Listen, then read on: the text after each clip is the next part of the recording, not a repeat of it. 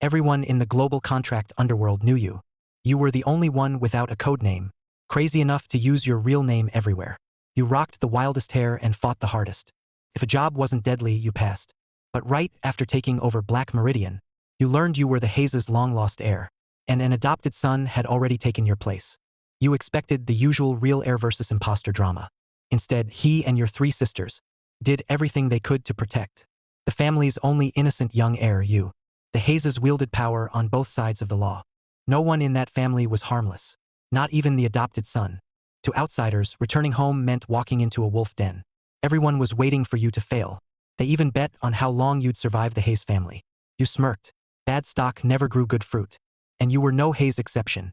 The moment you entered the Heritage Hall, you saw Richard Hayes and Victoria Ashford. Your eyes met, charged with indescribable emotion. You said nothing and simply stared. You looked completely stunned. Victoria's eyes reddened first. She approached slowly, keeping her distance. She was afraid getting too close might scare you. My son, my sweet boy, Mom finally has you back. Her voice broke. Your clothes were plain, but they couldn't hide your striking looks. You had sharp, chiseled features, cool as jade. Beneath your left eye was the beauty mark all 3 sisters shared. Only yours was a vivid crimson. One look proved you were a Hayes. You'd inherited the best of them all. Mom, you timidly addressed the beautiful woman. You seemed sweet, nervous, and reserved. And me, I'm your dad. Seeing how sweet you were, Richard hurried over. The usually unreadable man looked hopeful. Dad, you answered just as sweetly. Yes, good. Welcome home, son. Thank you, Mom and Dad. You looked at the 3 women behind them. They were cool, poised, and breathtaking. They had to be your 3 sisters. I'm your oldest sister. When you looked over, Evelyn Hayes stepped forward. She was tall, with sharply sculpted features. Her nose was high, and her beauty mark stood out. Strong brows made her dark eyes even more unreadable. Her complexion had the cool pallor of lifelong privilege. Her lips naturally turned down, giving every glance a stern, commanding edge. Claire Hayes spoke next. I'm your second sister. She was slender, with pale, thin lips. She was elegant, quiet, and composed, yet cool and distant. Her crisp voice made every word sound like ice. There wasn't a trace of emotion. And I'm your third sister. Scarlett Hayes gave you a friendly wave. Her red-streaked hair matched her carefree attitude.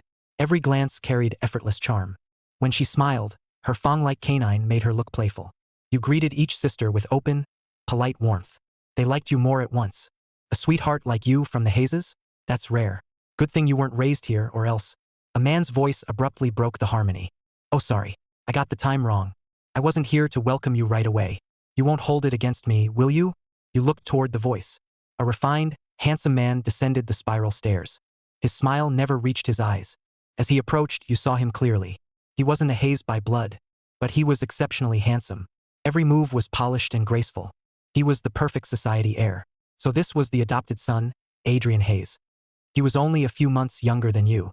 Though he was apologizing, it sounded more like a warning shot. Of course not, you replied softly, lowering your eyes. Cut the act. Scarlett scoffed, her face turning cold. Your heart tightened, thinking she meant you. Was the cliché heir rivalry from those novels already about to begin? Of course the sisters cared more for the brother they'd spoiled for years. He wasn't related by blood, but their bond was real. They wouldn't let him suffer. Naturally, they'd take his side. Wasn't this too soon? You hadn't even done anything. You'd already planned your response.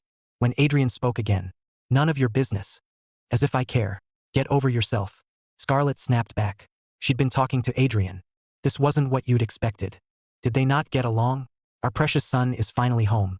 Must you two fight today? Don't scare him. Victoria gave them a reproachful look. Scarlett murmured. Okay. And calmed down. Adrian, however, looked deeply hurt. Mom, he's your precious son. Am I not? You promised to treat us equally. Adrian, don't be childish. Victoria and Richard both felt a headache coming on. One was the biological son they'd failed for years. The other was the adopted son they'd raised with care. They loved both. Their worst fear had come true. If one had to give, it would have to be Adrian. How am I being childish? You yelled at me first. Adrian's handsome face was full of hurt. Victoria had always indulged him. She'd never spoken harshly to him. All right, it's Mom's fault. Victoria suddenly remembered something. After soothing Adrian, she turned to you, annoyed with herself. Sweetheart, this is your younger brother. After someone abducted you, we searched desperately. When we couldn't find you, we adopted him. You're both precious to the Hayes. So you need to get along. Richard added. Then he carefully watched your reaction. Anyone would resent an outsider for living the life meant for them. How could they not? But even with you back, Adrian couldn't be sent away. The best solution was for you to live as brothers. Seeing no displeasure, Richard quietly relaxed. Yes, I understand. Your sweet response made your parents adore you even more. Adrian huffed and stubbornly looked away. His sour mood was written all over his face. Your parents exchanged a look and changed the subject. All right, let's not stand around. Ethan's had a long trip. He must be hungry. Let's eat. They'd already ordered a lavish meal. Not knowing your tastes, they'd prepared everything. The sudden nickname caught you off guard. You weren't used to it but said nothing. The family took their seats. When you didn't eat, your parents assumed you were nervous. Ethan, you're home. Relax and do whatever feels right. As one of Calder's most powerful families, the Hayes had plenty of rules. But for you, they were willing to bend them. Adrian cut in sarcastically. Maybe Ethan doesn't know basic table manners. He's afraid of embarrassing himself. Martha should teach him first. Martha Collins was the housekeeper and Walter Bennett's wife. Adrian. Victoria gave him a warning look. He knew you'd suffered while living away from home, yet he deliberately rubbed salt in the wound. Adrian shot back defiantly. It's true. Why can't I say it? He came from a slum. He's probably never seen luxury like this. You're getting out of hand. Richard slammed down his chopsticks and snapped at Adrian. If you don't want to eat, go to your room. Fine. I won't eat. He stormed back to his room. Ethan. Adrian isn't usually like this. I don't know what's gotten into him. Don't take it personally. This was our fault. We should have prepared him. I'm sorry he hurt you. Adrian is reasonable. You'll see. I'll deal with what happened today. Don't mind him. He really is annoying. Scarlett chimed in, looking openly disgusted. You answered considerately, Mom, Dad, Scarlett. You don't need to explain. I understand. I came back and took some of your attention. It's natural for Adrian to be upset. Your thoughtfulness broke their hearts. Sweet boy. It was always yours. We spoiled him too much. Your parents sighed. After a few casual bites, you were full. Then you quietly pulled out your phone and opened your usual messaging app. You scrolled to the ugliest profile picture. Your advice was useless. I'm docking your pay. Morgan had made you binge read countless trashy novels about rich families. You'd been ready to take on the whole family alone. But aside from Adrian, the Hayes seemed decent. No, boss. I handpicked that survival guide. How could none of it work? Not one word helped. You promptly blocked Morgan for now. When you looked up, everyone was watching you. Ethan, what brand is your phone? I've never seen one like it. It's unique. A friend developed it. It's not on the market yet. You told the truth. They assumed it was some niche phone. None of them asked about your past. They feared stirring up painful memories. They could investigate whatever they wanted to know. Or they could wait until you trusted them and told them yourself. Your old life must have been miserable. They'd make it up to you from now on. If you're full, Ethan, let's show you your room. Your parents and sisters also got you gifts. Victoria said. The group headed upstairs. Your sisters live on the 4th floor. You and Adrian get the 5th. Pick any room you want. Tomorrow we'll redo it however you like. Okay, Mom. Just as you started looking around, one of the doors suddenly opened. It was Adrian. He pointed around. That's my music room. That one's my study. Those are my game room and art studio.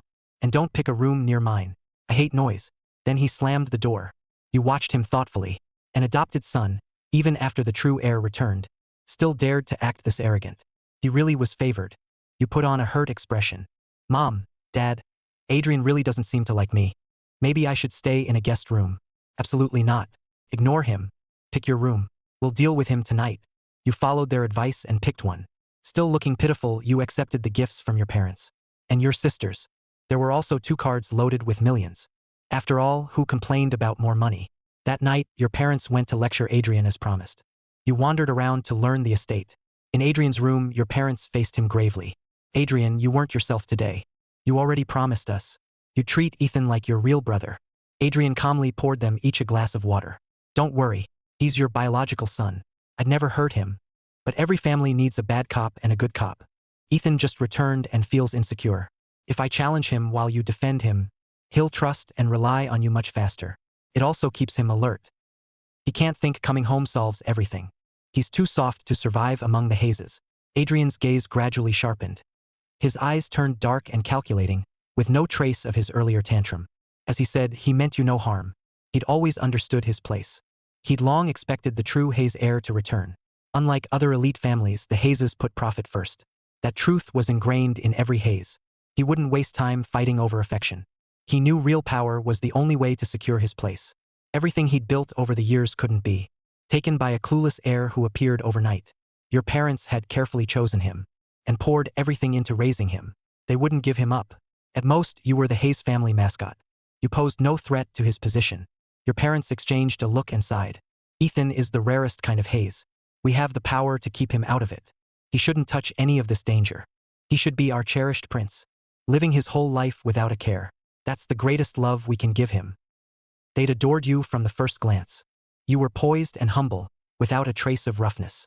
Though it was your first time in such an elite household, you showed neither fear nor greed. They couldn't understand how a slum had raised someone like you, but didn't dwell on it. A Heis should be exceptional. Fine. You've always known your limits, so we'll say no more. The next morning, your parents and sisters left early. They were always buried in work. Making a full day to welcome you hadn't been easy. It showed how much you mattered. Now they had to catch up on everything they'd postponed. So Adrian was left home to watch over you. They apologetically explained why, and told you to stay near Heis Manor. They said to ask Adrian or Walter if needed, then left. Adrian hated the assignment and made no effort to hide it. They made it sound like he had nothing better to do. He had no time to babysit a mascot. Ethan, you'd better not go anywhere.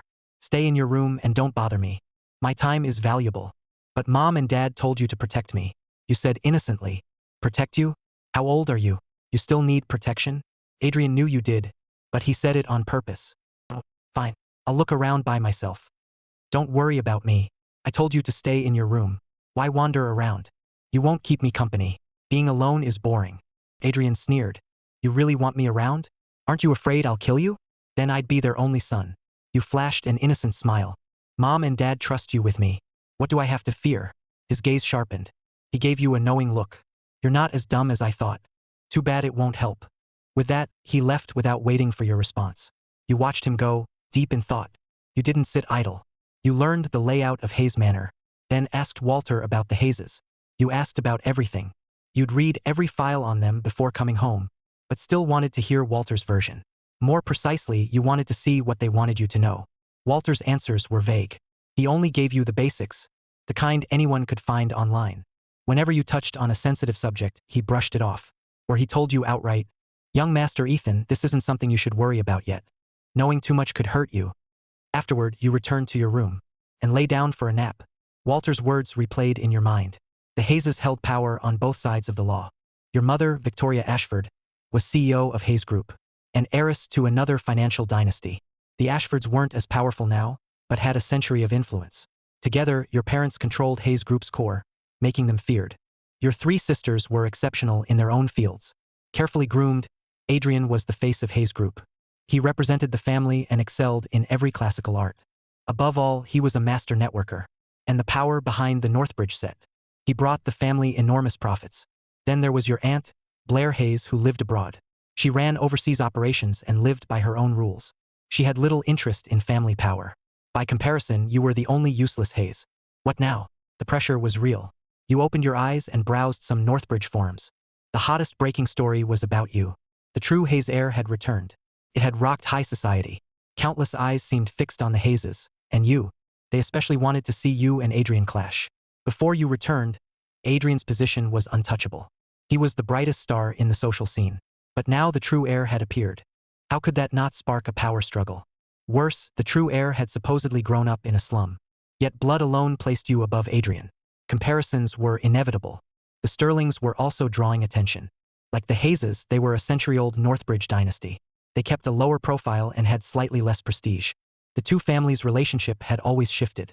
This generation chose marriage to maximize their interests. So the moment you were born, they arranged your engagement. Perhaps that alliance frightened someone. To keep the families apart, they abducted you and sabotaged the match. The Heises had to find another solution. After failing to find you, they carefully selected and adopted Adrian. Adrian lived up to every expectation. Over the years, the Sterlings accepted him as their future son-in-law. But your sudden return changed everything. Was the marriage still on? And who would marry? Whatever happened would shake up everyone's interests. Just thinking about it was thrilling. Just then, someone knocked. Who is it? You locked your phone and slowly approached the door. Who else, dear brother? Were you expecting someone? You opened the door to Adrian's refined, handsome face. He was smiling, but his tone was cold. I thought you were busy. You had time to see me? Adrian snapped. You think I wanted to? We have an important guest. He specifically asked for you. In the heritage hall, you immediately spotted an elderly man sitting stiffly on the couch. Hello, great Uncle Malcolm. You greeted him sweetly and shyly. Good boy. Come sit by your great uncle. He suddenly gave you a kindly smile, his eyes narrowing to slits. Once he saw your face clearly, the calculation in his eyes nearly spilled out. I brought you a gift to celebrate your return. We're family now. We should see more of each other. As Malcolm finished, the person behind him held out a box for you. You carefully accepted it. After some small talk, Malcolm smiled. Well, I've seen you and delivered my gift. That'll be all today. I have business to handle. He slowly headed for the door, then stopped. Ethan, won't you see your great uncle out? Before you could move, Adrian stepped beside Malcolm. Great uncle, he doesn't know the rules. I'll do it. I just remembered something in my trunk. That would suit him. I wanted him to come get it. Adrian smiled with feigned exasperation. I can bring it back for him. What? Afraid I'll steal his gift? In that case, let's go. Adrian escorted Malcolm outside. Curious, you followed at a distance. Halfway there, you sensed something wrong. A couple of rats seemed to be tailing you. You kept walking without showing it. After all, in this family, you were only a sheltered, useless young heir. The deadly threat drew closer. Even your body tensed. You clearly sensed a sharp weapon flying at the back of your head. At the last second, a plank flew in from your right and skimmed your back, blocking the projectile. It spun away into the flower bed on your left. You turned at the sound and saw a massive wolf hybrid race past behind you. It grabbed the plank from the flowers and ran off. It looked vicious, and a dark figure darted off in the same direction. Before you could think, Walter had somehow appeared before you, looking apologetic. My apologies, young Master Ethan. I was training Brutus and didn't know you were here. I nearly hurt you. Please forgive me. Brutus? That wolf dog? Yes. Walter answered calmly, though he was surprised. You hadn't shown the slightest fear of Brutus. Any other Northbridge heir would have been shaking. His conclusion: you truly were your parents' son. It's fine. That was actually interesting. A butler with skills like that was certainly interesting. Just then, you heard another strange noise. A man's piercing scream stood out. Walter, what's that sound? You asked curiously, craning your neck to look. Walter quietly blocked your view, his face unreadable. The staff are probably helping train Brutus. His surprise deepened. The sound was far away. Even he had barely heard it. Your senses were remarkably sharp. Can I go see? Next time. Adrian should have your gift by now, and be coming back for you. You looked surprised. Walter hadn't been there, yet he knew exactly what had happened. He'd been neither in the hall nor near the entrance. Walter stiffened, then quickly recovered. Martha told me. Okay, will you come with me? No, young Master Ethan. I need to keep training Brutus. You nodded and continued on. Walter watched you leave and quietly exhaled. Then his eyes turned vicious as he headed the other way. You soon met Adrian returning empty-handed. Adrian, where's the gift great uncle promised me? You didn't really keep it, did you? You feigned shock and hurt. With my status, I can have anything. Why would I want your little gift? He couldn't help rolling his eyes. Then where is it? You held out your hand. He slapped it away without mercy. That old man claimed he misremembered. It was never in his trunk. He made me go for nothing. He probably lured me out on purpose. That bastard plays dirty. No one knows what he'll pull next. Oh, what a shame. Go back to your room. Stop wandering around. With that menace gone, Adrian had his own business to handle. Isn't this home? How am I outside? Can't I even take a walk? You asked, confused. Not yet. Adrian gave a cryptic explanation. Parts of the estate still need cleaning. They're full of pests. Mom and Dad didn't care before, but now that you're back, certain things can't be allowed to remain. All right. You nodded, only half understanding. Then you obediently returned to your room. Malcolm scowled the entire ride back. Once he reached Foxglove Villa, his men all dropped to their knees. All three plans had failed, costing them several men. Worse, the main family now had leverage. Malcolm sat rigidly behind his desk. We've tipped them off. Going after Ethan again will be harder. He finally muttered after a long silence. His men stayed kneeling, legs numb, too afraid to speak.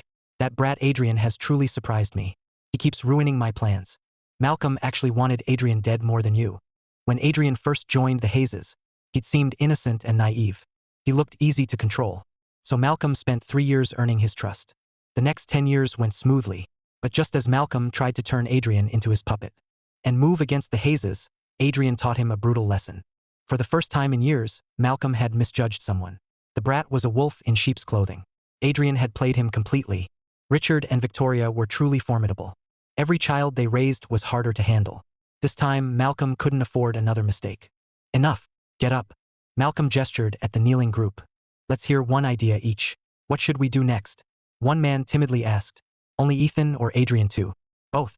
One of the two heirs must fall. Given their relationship, turning them against each other will be easy. Especially since Ethan isn't nearly as smart as Adrian. At dinner, your parents and sisters had just returned from work. After Adrian told them what had happened, their faces darkened, and the table fell tense. It seems. One of us must stay with Ethan from now on.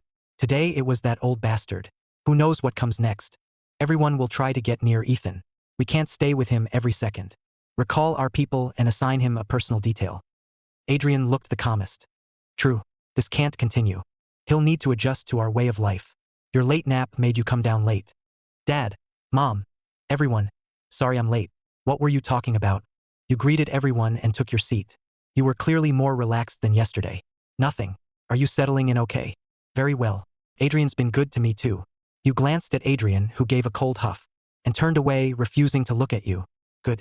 You and Adrian are both young men the same age. It should be easier for you to talk. We'll have him show you the ropes. Mom. Adrian interrupted Victoria unhappily. You know how busy I am. Why give me more work? It's your responsibility. What's wrong with helping your brother? Exactly. Why fight over something so small? Are you even a Hayes? Scarlett shot back. Stay out of it. You're a Hayes too. Why don't you watch him every day? Scarlett spread her hands. I work in show business.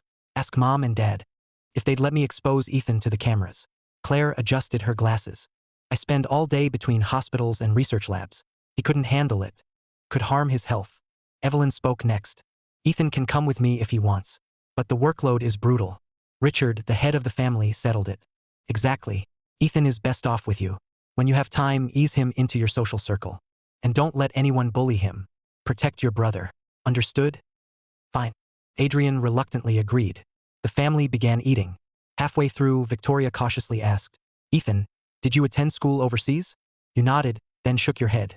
I never had formal schooling or attended a school, but I had many teachers. I should know all the basics.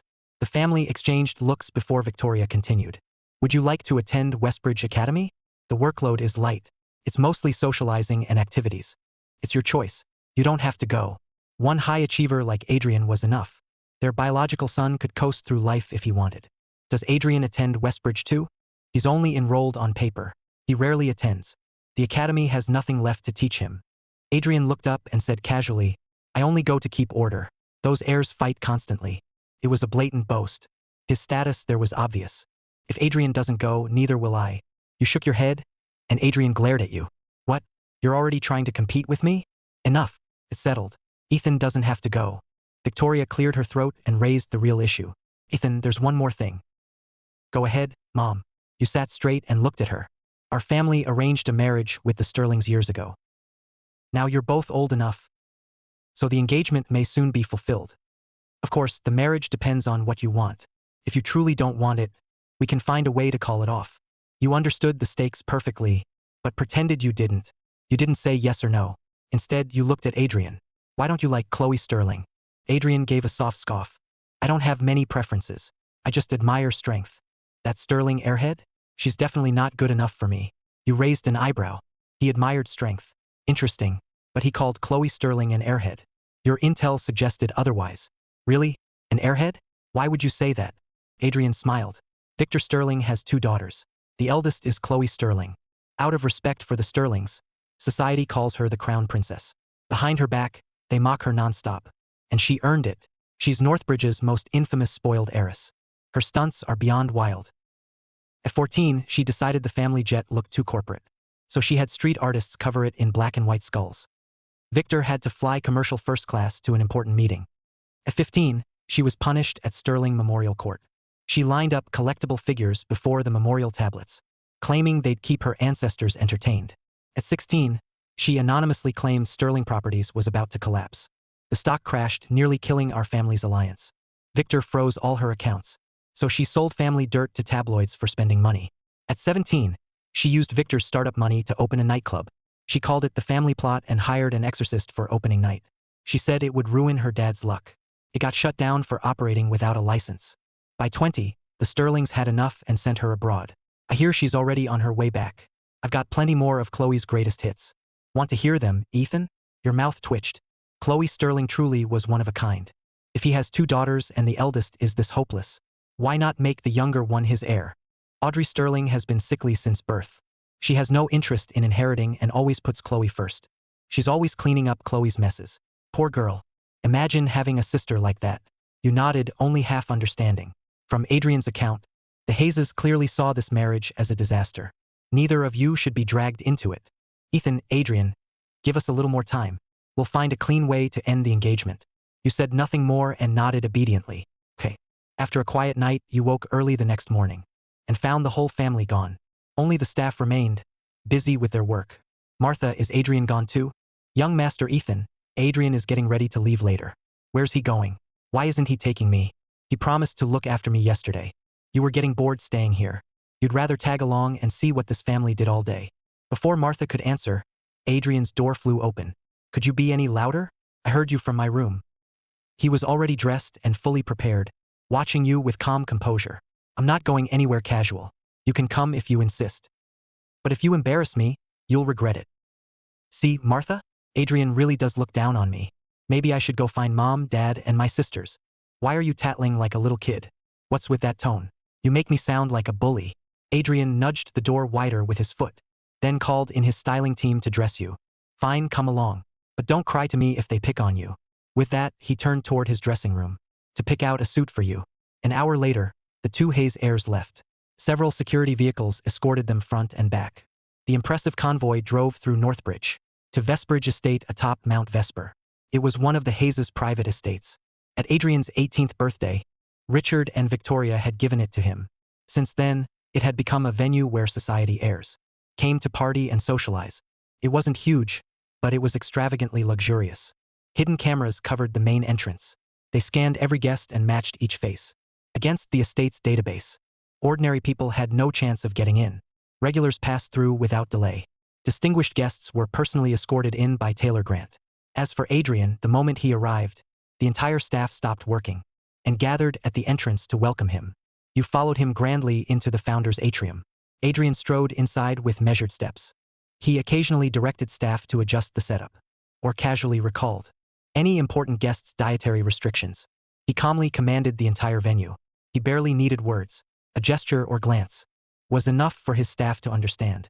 The party started at noon with plenty of activities afterward. There was more than enough to entertain the young heirs. The highlight was an evening masquerade, though Adrian rarely joined in himself. Northbridge had at least 20 or 30 major families. Each had plenty of young heirs who regularly attended these events. Adrian had invited nearly all of them. Almost everyone knew the true Hayes heir had returned. They all rushed over for the drama. Not one stayed away. Today would be quite a show. By noon, nearly everyone had arrived. They gathered in their usual small groups. But this time they had only one topic, comparing you and Adrian openly or otherwise.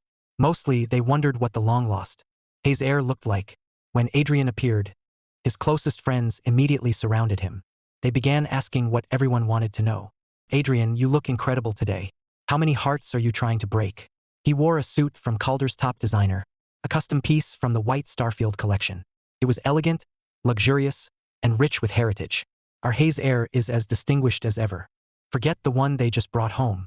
Even we can't compare to you. But he's the real Hayes heir. Shouldn't we change how we address Adrian? Why? Adrian is the only Hayes heir in our eyes. Speaking of which, Adrian, where's your brother? Aren't you going to show him how society works? Let him see the influence you command. Some things remain yours, even with him back. Maybe not. He'd only cheapen Vespridge. I heard he came from a slum. He's just some low-class nobody. How could he compare to you? Everyone there was savvy enough to assume Adrian hated you, so they praised him by tearing you down. A neutral few chose to wait and see. Others disliked Adrian and slipped in a few jabs. Even a fallen prince still carries the true bloodline. No amount of polish can give an outsider that. Adrian stood quietly among them with a faint smile, holding a gilded porcelain cup. He neither agreed nor objected. You'll see what he's like soon enough. His vague answer revealed nothing. That only made everyone more curious. Just before lunch, Adrian sent Taylor Grant to bring you in. Everyone had been waiting for this, so no one rushed to eat. They kept glancing toward the entrance. The assembled heirs were intimidating even while seated. Being judged by all of them was far worse. Any ordinary person would have frozen. Their knees would have buckled walking in. Meanwhile, Adrian sat there perfectly composed, radiating effortless authority. Within minutes, someone complained. What's taking so long? Is he too scared to come? Exactly. How far away is he? Our time is valuable. Let's stop waiting and start. Just then, Riley Reed arrived with an announcement. Ladies and gentlemen, please be patient. Young Master Ethan has arrived. Everyone perked up and turned toward the entrance. Some had already prepared their insults. Behind Taylor Grant, a tall, poised figure entered. The Regency ballroom had been alive with glittering guests and clinking glasses. But the moment you appeared, everything stopped. Every eye fell on you. Your bearing was flawless. Each step looked precisely measured, as if practiced 1,000 times. Your presence matched anyone there. You showed no fear. Amid the Western suits, gowns, and glittering diamonds, your modern heritage suit looked like a living ink painting. You looked refined, elegant, and utterly distinctive. You and Adrian truly looked like biological brothers. Standing together, you made everyone else fade away. No, you shone even brighter than Adrian. Your face alone, blessed with the best haze features, made it impossible to look away. Calling you breathtaking was no exaggeration. The room went dead silent. Adrian seemed to have expected their reaction. He merely raised an eyebrow. You walked beside him and calmly spoke. Hello, I'm Ethan Hayes, the eldest Hayes son. You looked even more composed than Adrian. Now Adrian was surprised. It was as if your timid behavior at home had all been an act. You truly weren't intimidated. The room erupted. Gasps spread through the crowd. No one expected the true Hayes heir to be so different from what they'd imagined. Even these arrogant heirs were stunned by you. Some even questioned it. No way. Is this really the Hayes heir who came from a slum? Maybe the Hayeses hid their true heir away and had him secretly educated. How else could he have such poise? No one believed you'd come from a slum. Many guests quietly looked between you and Adrian. Weren't you supposed to hate each other? Your matching outfits said otherwise. You hardly looked hostile. They also wanted to see how Adrian felt after you stole the spotlight. Adrian, say something. Is he really your brother? The one and only. Adrian gave a slight nod. He remained as proud as ever, with no interest in explaining further. Adrian, aren't you going to introduce your friends? You asked. Adrian scoffed. They're right there. I'm too lazy. Ask them yourself. Everyone exchanged looks. Adrian clearly disliked his brother. Still, they had to respect the eldest Hayes son. Many approached you to make connections. The young women practically lit up at the sight of you. They only held back out of respect for Adrian. You reluctantly accepted their invitations to chat. After all, you couldn't reject a friendly face. These heirs deserved some courtesy. Most of the young men gathered around Adrian. Watching you become the center of attention, they defended him. Adrian, you're letting him steal your spotlight? You're the one the Hayeses carefully groomed. You deserve better than this. Just give the word, Adrian. We'll humiliate him later. Adrian showed no emotion and waved them off. It's just one more person. Enjoy yourselves. Nothing changes. But one or two guests always had to stir up trouble. Young Master Hayes. Oh wait. You're the second Hayes son now. Mason Pierce suddenly spoke up. He covered his mouth with mock regret. Why are you still acting like the host? Vestbridge was a gift from the Hayes patriarch to his eldest son. That title never truly belonged to you. Now the rightful heir is here. Shouldn't you step aside? Pierce Group held major influence in Northbridge. Mason loved challenging Adrian. He wouldn't waste such a perfect opening. What are you talking about? Vestbridge is legally in Adrian's name. It's been his for years. What's the point of saying this now? It's not our decision anyway. Several of Adrian's friends defended him. Adrian himself remained perfectly calm. If Ethan can handle it, I don't mind giving him Vestbridge. His words carried clear contempt and mockery. The crowd couldn't help laughing. Even if he gave it to you, you don't know anything. Could you even run it? It belongs to Adrian. I wouldn't take something he loves. With such a passive nature, you won't last long among the Hayeses. When you refused to play along, Mason silently cursed your stupidity. A fortune teller once said, I'll live to be 100. Your total indifference made Mason feel like he'd punched a pillow. Enough. Why is everyone standing around? Go play some games. Adrian left the Regency ballroom first and headed into the Eastmere salon. He never looked at you once. Many guests followed him. The rest stayed near you, hoping to pry out some information. Excuse me, enjoy yourselves. You politely declined their invitations and headed somewhere quieter. Being surrounded like that was exhausting. You escaped the crowd and went to find some food. But after crossing the Raven Gallery, you ran into a woman. You couldn't help taking a second look. Her seductive face looked blessed by God. Her gaze was teasing, yet mostly indifferent. She carried the quiet danger of a leopard. You thought you knew who this temptress was. The infamous rebel of the Northbridge set. No, their princess. So she really had returned from abroad. But she hadn't been in the ballroom. And knowing Adrian, he'd never invite her. She must have snuck in. Getting into Vestbridge took real skill. You wanted nothing to do with her. After pausing for 2 seconds, you moved to pass her. But Chloe suddenly blocked your path. Then she said something utterly ridiculous. Hey, handsome. You look twice. Do you have a crush on me? You were speechless. She was exactly as rumored. What a waste of that face and voice. I don't even know you. How could I have a crush? You barely stopped yourself from rolling your eyes. Shoo. Don't deny it. I understand. No one can resist this much charm. Your fists clenched. You couldn't reason with someone like her. You simply turned and walked the other way. Hey, where are you going? Wait, we're not done talking. Chloe shamelessly followed. Fortunately, no one noticed. Hey, handsome. What family are you from? How have I never seen you before? Fed up, you turned and glared at her. What family are you from? I've never seen you either. Yours, obviously. Did you forget? Be serious. Where did you come from? You weren't here when lunch started. Fine. Chloe spread her hands dramatically and turned serious. All right, I'll come clean. Actually, I'm a model Adrian hired to entertain him.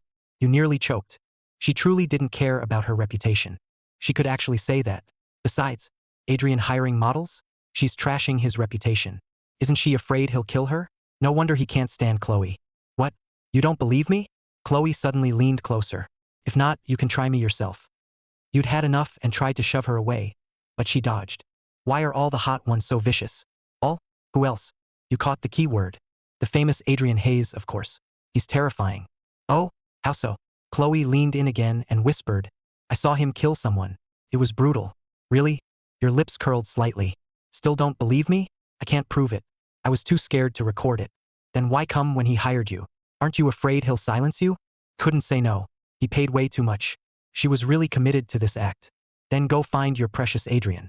Leave me alone. No way. I wouldn't dare. Whoever marries him is doomed. Chloe claimed to be scared, but she was grinning.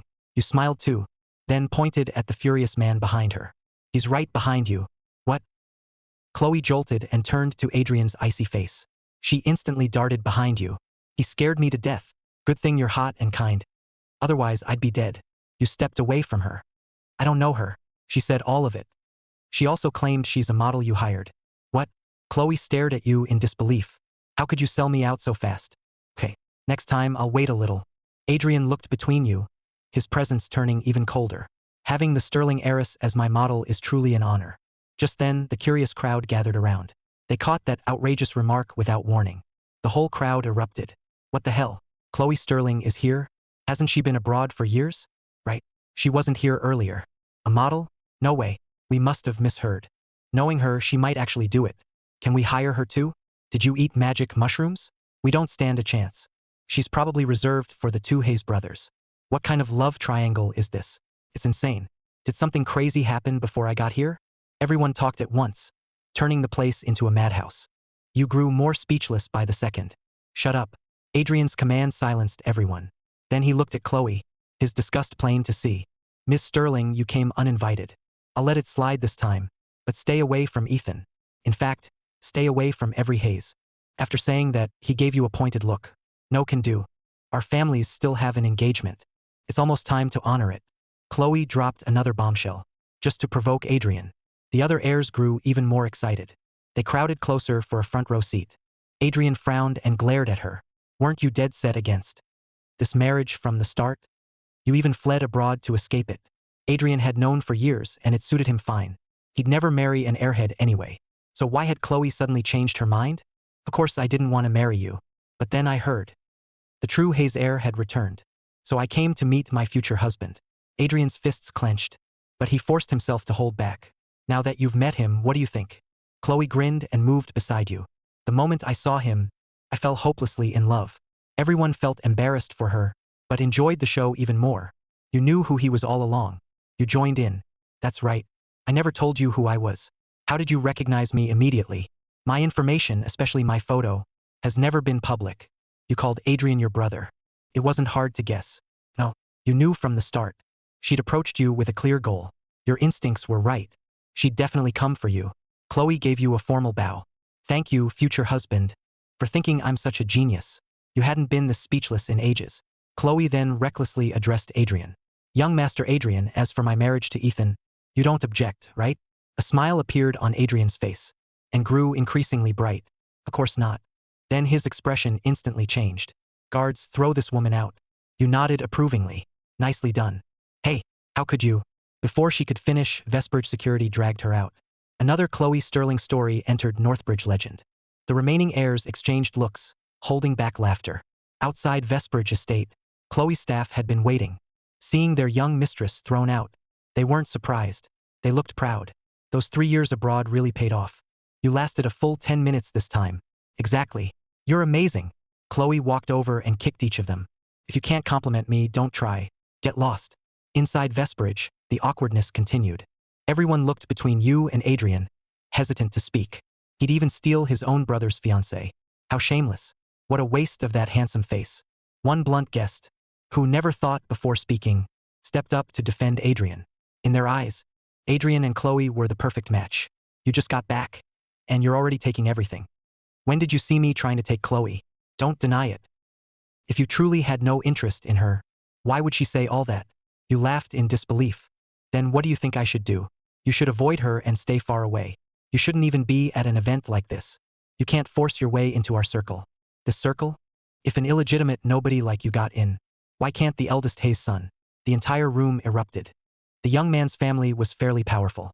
His parents spoiled him, making him arrogant. Rumor had it his mother broke up a marriage. But the story had been buried. Those who knew stayed silent. Now you'd exposed him publicly, and everyone enjoyed the scandal. Shock flashed through Adrian's eyes again. How did you know? Had Walter told you? But how could you remember it so clearly? That man hadn't even introduced himself. How had you identified him so precisely? Before anyone recovered, you continued. Adrian hasn't said a word, yet you're so worked up. I'd say you're the one after Chloe Sterling. Blake Holloway's handsome face twisted with rage. He pointed at you. You're lying. How did the Hayeses produce something like you? Oh right, you came from a slum. Maybe you're not even a real Hayes. How dare you question my status? Come here. Adrian cut Blake off before he could finish. Adrian smiled and beckoned him over. Blake thought Adrian approved and wanted to praise him. He hurried over to claim credit. The next second, Adrian slapped him hard across the face. Who the hell are you to insult the Hayeses? You chimed in. Exactly. Blake was stunned. So was most of the crowd. Adrian was always calm and polished in public. He rarely lost his temper, especially to defend you. Why? No one understood. Weren't you enemies? Why would he stand up for you? Then again, maybe Adrian was only defending the family. It had nothing to do with you. Adrian, that's not what I meant. I was only attacking him. I never meant to insult the Hayeses. Adrian's smile deepened, and his voice turned unusually gentle. In your condition, you can't join the remaining events. You should go home and recover. Guards, escort Mr. Holloway out. Blake froze. He'd never expected things to go this far. If his family learned, he'd offended the last person anyone should cross. They'd tear him apart. No, Adrian, Vestbridge security moved fast. When Blake resisted, they dragged him out by force. Everyone turned back and marveled at your cocky stance beside Adrian. What exactly was going on? Throwing your weight around on home turf felt great. Whatever. Mason scoffed in annoyance and walked away. The others laughed it off and dispersed. That left you and Adrian staring at each other. How did you get tangled up with her? Adrian frowned. No idea. She just latched onto me. You shrugged helplessly. Every one of you is a headache. Adrian said no more and warned you. Entertain yourself, but don't wander off. Then he left. After thinking for a moment, you quietly followed. Why was the host heading somewhere deserted? Something had to be up. Adrian moved quickly, reaching Cascade Court in 2 minutes. He dismissed every staff member nearby and ordered them to report anything unusual. You followed at the perfect distance, without making a sound. At least Adrian noticed nothing. Half a minute later, someone unexpected appeared before Adrian. It was Walter Bennett, and they quickly began talking. To hear them clearly, you moved closer and hid behind a tall column. You were only 30 feet away, and your hearing was sharp. You could hear every word. Have you sorted everything they brought? It's all here. Only Natalie Whitmore's and Emily Ashford's intel is useful. We can include it in our trades. Walter handed him several files. You wondered, when had they handed over that intel? Did every guest have to provide something when they passed through the Raven Gallery? So these gatherings of young heirs, especially Adrian's, weren't just for fun. The 4 I asked you to watch showed no sincerity. Pressure them again. Adrian skimmed the files, his gaze cold. One last chance. Otherwise, put them in the Black Ledger. You'd heard of the Black Ledger. It supposedly recorded secret dirt on people and groups that posed a threat to the Hazes. In short, it held leverage over countless people. Apparently, Adrian managed the ledger. Even Walter, the family butler, took direct orders from him. We can wait. They're nothing but useless fools. They can't match your efficiency, young Master Adrian. Adrian smirked without answering. By the way, about today's guests, did you tell Ethan who they were? Only the Sterlings. That's strange. He just arrived and has only met the Hazes. So where did he get his information? Perhaps we've underestimated young Master Ethan. He may not be as simple as he appears. At the very least, his composure is extraordinary. Walter meant it. His instincts about people were rarely wrong. His past is still a complete blank. We found nothing useful. That puzzled Adrian most. The Hazes' covert operations had a vast reach, with countless contacts in the underworld. Even if the Iron Quarter was isolated, there should have been some trace of you, unless someone erased it deliberately. No, and it isn't just us. Your parents and all 3 sisters came up empty too. Walter hesitated before asking, why not ask young Master Ethan directly? He just returned. He may not trust us. Besides, Mom, Dad, and my sisters are afraid of stirring up painful memories. Forget it. Set his case aside for now. In hiding, you raised an eyebrow. They wanted to investigate you? The Hazes practically ruled Calder, but their international reach still fell short. You looked forward to the day they uncovered the truth, and revealing how many cards your family still held. This intel isn't enough. Walter, keep your men watching them. If they don't cough up more today, they won't leave Vesperidge. The 2 thrown out early got lucky. As their conversation ended, you slipped away first. A crowd quickly surrounded you and bombarded you with questions. They kept probing how your family felt about you. This was what Adrian saw when he returned. When your eyes met, he scoffed again and turned away to join another group. But in a hidden corner, he spoke quietly with Taylor Grant. Young Master Adrian, will tonight's masquerade proceed as planned? Yes. With young Master Ethan here and so many guests, we may not secure him immediately. And with Ms. Sterling, Adrian cut Taylor off. If I can't protect him on my own turf, I have no business running Northbridge. Understood. Meanwhile, out of Adrian's sight, a group of rich heirs pulled you into games unique to their social circle. They assumed you were inexperienced, so they tried to humiliate you, but not once did they succeed. You always found some excuse or trick to refuse, or casually ruined the game. No one had fun, and they were the ones who looked ridiculous. You just stared at them innocently, as if you had no idea what you'd done wrong.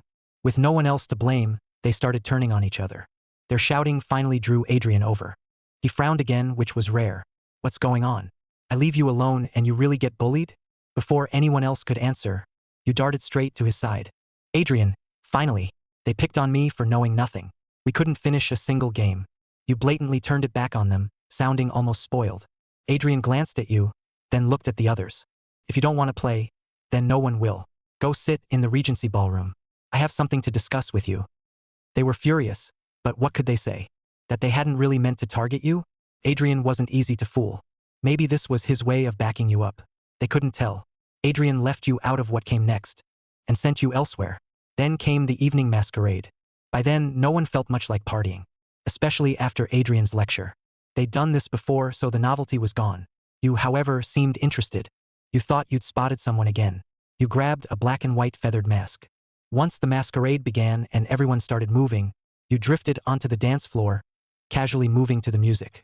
Your attention remained elsewhere, but someone came straight over, took your hand, and joined you. How did you sneak in again, Miss Sterling? Chloe ignored the question. I haven't said a word, and you recognized me? You do have a crush on me. Dear God, what kind of family could raise someone this shameless? If this weren't a party, you'd have hit her.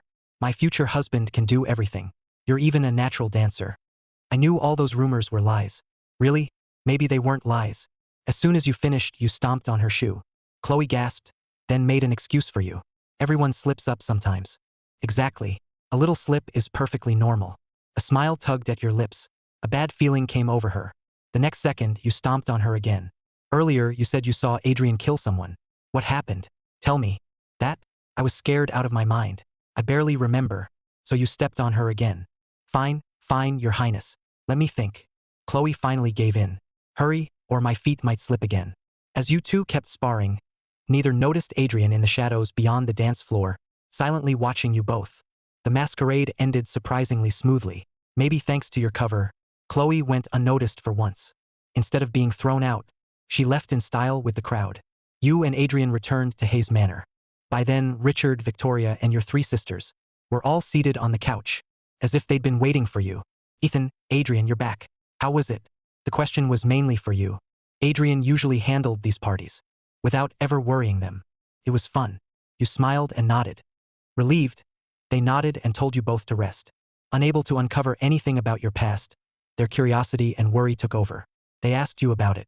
You only smiled and brushed it off. Maybe I'll tell you over time when I get the chance. If I tell you all at once, you might not be able to take it. The hall went dead silent. Within seconds of you saying that, the Hayeses had imagined countless horrors. You might have suffered in the Iron Quarter. Their hearts even warmed. After all you'd suffered, you didn't resent them at all. Instead, you worried they'd blame themselves or couldn't handle it. What a sweet boy. They were all moved to tears. After fussing over you, they sent you upstairs to rest. Then they turned to Adrian and asked him to confirm your account of today's party. Adrian answered with clear sarcasm. Ethan still isn't being completely honest with you.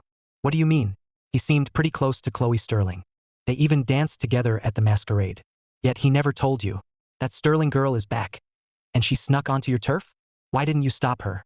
She spent 3 years abroad and picked up a few tricks. I just couldn't stop her in time. He was genuinely annoyed she'd slipped past him. Still, you can't let her get close to Ethan. He's too innocent. A wild girl like that could seduce him and steal his heart. Richard said angrily. She's impossible to guard against. Besides, there was no need to stop her. What if Ethan likes her? The marriage could strengthen the alliance. Isn't this what the Hayeses and Sterlings have waited for? That was true, but the Hayeses still struggled to accept it. Victoria pressed for details. How did they end up together? Adrian told them about Chloe's heartfelt confession to you.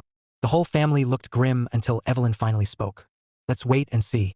Chloe may be reckless, but she doesn't fool around, and she's never said anything like that to a man so publicly. Maybe she really means it. True, we still need to vet her. Future Sterling heir or not, Scarlett.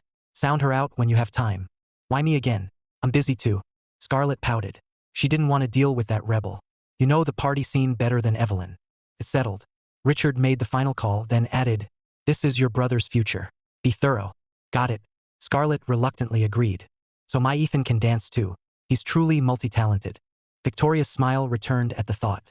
I don't know if he can dance, but he stepped on Chloe several times. Even from across the room I could sense the grimace under her mask. Adrian laughed happily, but the smile soon vanished. He made no effort to hide his jealousy. I'm a first-rate dancer too. Why don't you praise me, Mom? He'd graduated from Avery Conservatory of Dance. He'd won countless awards, then retired at his peak. When reporters asked why, he merely raised his chin. I've done enough here. Time for my next achievement. That one remark crushed everyone's pride. How could anyone humble brag that hard? It was infuriating, especially since no one could beat him. I praised you before. I thought you'd be tired of hearing it. This son of theirs excelled at everything. They'd never had to worry about him. All they had to do was fund him. They'd long since grown numb to all the honors he brought the family. Over the next few days, your parents and sisters will all be busy and may not make it home on time. You'll need to look after Ethan. Me again? If I stay glued to him every day, he'll eventually notice what I really do. It'll be fine. Ethan is innocent. He doesn't think that way. Even if he sees or hears something, he won't connect the dots. Richard said calmly, and Victoria added, exactly. Just be discreet when you deal with your people. Don't scare him. You woke early the next morning. The whole family was still home. They'd deliberately waited for you to say goodbye in person. They might be leaving on business and wouldn't return for at least a few days. They wanted more time with you before leaving. Ethan, you're up. Come have breakfast when you're ready. Okay, Mom. Breakfast felt especially warm. Eventually, the conversation turned to Chloe. They subtly asked what you thought of her. You frowned. You spoke slowly, hesitating. The whole family watched you nervously, waiting for you to continue. Then you suddenly met their eyes. Before looking at Adrian, she said she doesn't like Adrian. She said he's too violent. She even saw him kill someone. Dead silence followed. Even Martha quietly lowered her head. Adrian was speechless. Damn her. How dare she slander him? Wait, it might not be slander. Which killing had she seen? That couldn't be. He rarely handled things personally. The other Hayeses exchanged looks. They had no idea how to explain the truth. If they admitted it, they'd ruin their image in your eyes and frighten you. but denying it meant lying to you. What a dilemma. That Sterling girl had no sense either. What engaged couple discusses murder the first time they meet? Dad? Mom? Evelyn? Claire? Scarlett? Adrian? Was she telling the truth? Seeing them fall silent, you secretly smirked and deliberately called on each of them. They exchanged looks again, then all turned to Adrian, leaving him to explain himself. Adrian caught their signal and shot up, slamming the table. Lies. Slander. I can't believe after 3 years apart, she'd smear me like this. His denial rang loud and clear. He startled the whole family. Don't listen to her nonsense, Ethan. Maybe she spent those 3 years in a psych ward. Nothing she says can be trusted. You timidly lowered your head. Still, Chloe had been right about one thing. Adrian really was pretty brutal. So Adrian had killed someone, and Chloe had caught him. Then Adrian elegantly adjusted his collar, sat back down and spoke softly. I'm glad you understand, Ethan. Let's finish breakfast. The secret of family. Finished breakfast without further incident. At Sterling House, the Sterlings were also having breakfast. Victor Sterling couldn't stand anything Chloe did. He nearly flipped the table and told her to eat elsewhere. But then he remembered. His nightmare daughter had only just returned after 3 years. So he forced himself to endure it. Old man, quit scowling. You're ruining my appetite. Or did you see me come home and decide to starve me with that face? How can a real father be this cruel? Unless you're actually my stepdad. Since we're not eating anyway, let's hurry up and get a paternity test. Victor hadn't even said a word before Chloe launched into a full rant. She was practically trying to kill him with rage. Who are you calling old, you brat? I'm only 40. 40 is a man's prime. Got it? What a nightmare. Chloe's mother had died young, leaving Victor to raise her alone. After all that work, this was how she turned out. Luckily, the Sterlings were small and simple, unlike the Heir's den of wolves, with all their vicious power plays. Otherwise, forget becoming heir. Chloe might not even have survived. Audrey was born frail but caused far less trouble than her sister. She often helped clean up Chloe's messes. Otherwise, how could Chloe live so carefree? The more Victor thought, the angrier he got. Why didn't you die abroad? Why come back just to annoy me? Seeing her father was truly angry, Chloe toned it down and said with a grin, I know you've been dying for a grandchild. I came back to make your dream come true. Victor froze, his expression almost comical. Oh please, who in their right mind would marry you? Even Audrey looked up from her quiet breakfast, her eyes full of doubt. You really do forget important things in your old age. We have an engagement with the Heises. Time to honor it. What, you finally came around? Weren't you ready to die before agreeing? Or are you plotting something? Victor fired off 3 brutal questions in a row. Old man, things are different now. Get it? What are you talking about? Speak clearly. Victor eyed his daughter suspiciously. Didn't you say the eldest Heir's son was too controlling? And not worth worshipping like royalty? That one diva you was enough for this family? What changed? You're not afraid he'll crush you now? Or that your husband will control you? As far as Victor was concerned, Adrian was the perfect son-in-law. Good. Someone needed to rein in his rebellious daughter. No, Dad. Please get your facts straight. I'm engaged to the eldest Heir's son. The man you just described is the second son. You mean? Exactly what you think. Audrey finally spoke. Chloe, are you serious? Victor muttered. I almost forgot. Then he exploded. Their son just got home, and you're already after him? If his overprotective family finds out, they'll break your legs. This time, Chloe openly admitted it. You only got back yesterday. How are you already into him? When did you meet? Even I don't have a photo of him. I have my ways. Don't worry about it. Victor was genuinely intrigued now and forgot his anger. Tell me, what's the true Heir like? Audrey leaned closer to listen. He looks sweet and gets adorably moody. But that's fine. He's cute. I like him. That's it? Yeah. Can't I just like what I see? You're so shallow. A brutal verdict from her own father. Chloe crossed her legs. So what? Our families want this marriage. Isn't this exactly what you wanted? I'm worried you'll ruin that poor boy. If he's really sweet, you'll bully him to death. No way. Hey old man, remember who's behind him, the Heises. You think I'd dare bully him? The places he stomped on last night still hurt. Good point. But Victor still felt uneasy, so he deliberately teased her. Audrey's much more reliable than you. She'd treat him right. Maybe she should handle the marriage instead. Chloe panicked. No way. Old man, do you have to fight me on everything? Audrey only smiled. Victor snorted. How am I fighting you? I won't even get into everything you've done over the years. Just stay out of it. No, Ethan Heir is mine. Just wait for me to bring you home a son-in-law. Then she dropped her chopsticks and strode off. Victor rubbed his temples, hesitating. Finally, he told Audrey, "Keep an eye on your sister. Don't let her completely alienate Ethan. I wouldn't dare. She'd think I was trying to steal her husband." Back at Hayes Manor, you smiled at Adrian. "Adrian, it's just us again today." He remained cold. "So, what are you working on today?" "Why? Want to help me?" "Could." Adrian eyed you suspiciously. "What can you do?" "A little of everything." Adrian clearly didn't believe you, but remembering the past 2 days, he softened and asked, "Ethan, what did you study overseas? You really seem like you were raised in high society." "I studied all kinds of things. It's hard to explain." Adrian grew annoyed. "You're brushing me off." You pointed to the side. "Adrian, Walter's been waiting over there a while. Looks like he needs you. Aren't you going to check?" Adrian turned and saw Walter. "You've got sharp eyes. But how do you know he's here for me?" "Who else would he be here for? Me? Besides, I only said it looked that way." "Fine." After Adrian left, you wandered around. Then you spotted someone training Brutus. "Young Master Ethan, don't. It's dangerous. Please stay outside the ring." Seeing you approach, Casey hurried over. "I'm not afraid of it." Brutus heard you and turned your way. You beckoned like it was any pet dog. "Brutus, come here." Casey warned you. "Young Master Ethan." Brutus usually only follows Walter's commands. Before Casey could finish, Brutus charged straight at you. It looked vicious, as if furious at being challenged. The nearby staff went pale. They knew how aggressive Brutus was, and feared it would hurt you, but it was too late to stop it. As Brutus was about to pounce, their hearts leaped into their throats. "Young Master Ethan, move." You stepped back and raised your leg toward its head. With one hard kick, you pinned it to the ground. Then you hauled it up by the scruff like any other dog. It was just a lot bigger. "Feisty little thing, aren't you?" The staff stared in shock. "Young Master Ethan subdued it in one move?" "Young Master Ethan, please hand it over to us. It has a bad temper." Casey still feared Brutus might suddenly attack. "Funny. So do I." They froze. Then Brutus gave a meek whine. Its earlier viciousness was gone. You casually stroked its fur, and it stayed perfectly docile. Martha arrived to find this exact scene. Brutus was already this affectionate with young Master Ethan? Hiding her surprise, she addressed you respectfully. "Young Master Ethan, it's dangerous here. Adrian asked you to return to your room." "Why? I just came outside." "You saw it. It's perfectly tame. This isn't about Brutus." You remembered Adrian had just been talking to Walter. "Then why? What happened?" Martha hesitated, then told you the truth. "A guest has arrived.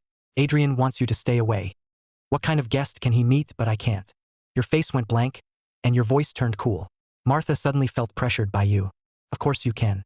But that man is dangerous. It's for your safety." "Dangerous? Then why let him into Hayes Manor? He's technically one of the family's people and has free access. Even Richard and Victoria can't simply bar him." "One of the family's people? What kind? Blood relative or subordinate?" "A subordinate, but not Richard's. He serves the family itself." "Then I'd like to see him. If he's a subordinate, why fear him?" "Young Master Ethan, it's not that simple. You don't understand the stakes yet, so..." Martha tried again, but you'd already headed toward the Oak Council room. Alarmed, she still didn't dare physically stop you. You were her master, after all. "Young Master Ethan, Adrian and the guest are discussing business. You'd better not go in."